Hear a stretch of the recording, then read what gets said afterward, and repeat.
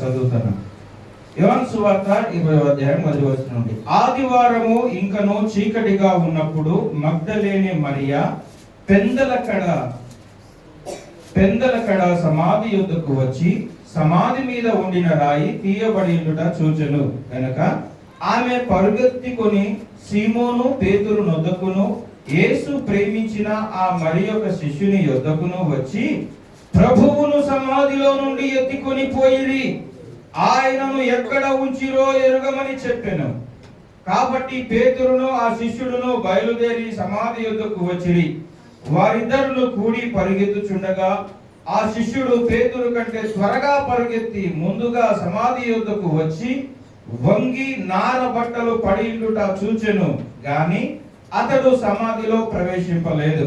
అంతటా సీమోను పేతురు అతని వెంబడి వచ్చి సమాధిలో ప్రవేశించి నారబచ్చలు పడియుటయు ఆయన తల రూమాలు నారబచ్చల యొద్ద ఉండక వేరుగా ఒకట చోట చుట్టి పెట్టి యుండుటయు చూచెను.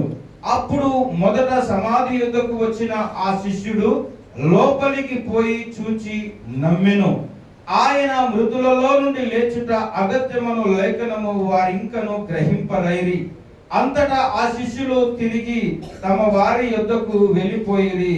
అయితే మరియా సమాధి బయట నిలిచి ఏడ్చుచుండెను.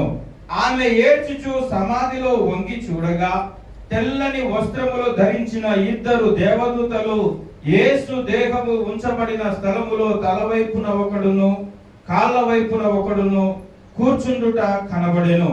వారు, అమ్మా, ఎందుకు ఏడ్చుచున్నావని ఆమెను అడగగా ఆమె, నా ప్రభువును ఎవరో ఎత్తుకొని పోయిరి, ఆయనను ఎక్కడ ఉంచిరో నాకు తెలియలేదని చెప్పెను. ఆమె ఈ మాట చెప్పి వెనుక తట్టు తిరిగి యేసు నిలిచియుండుట చూచెను గాని ఆయన యేసు అని గుర్తుపట్టలేదు.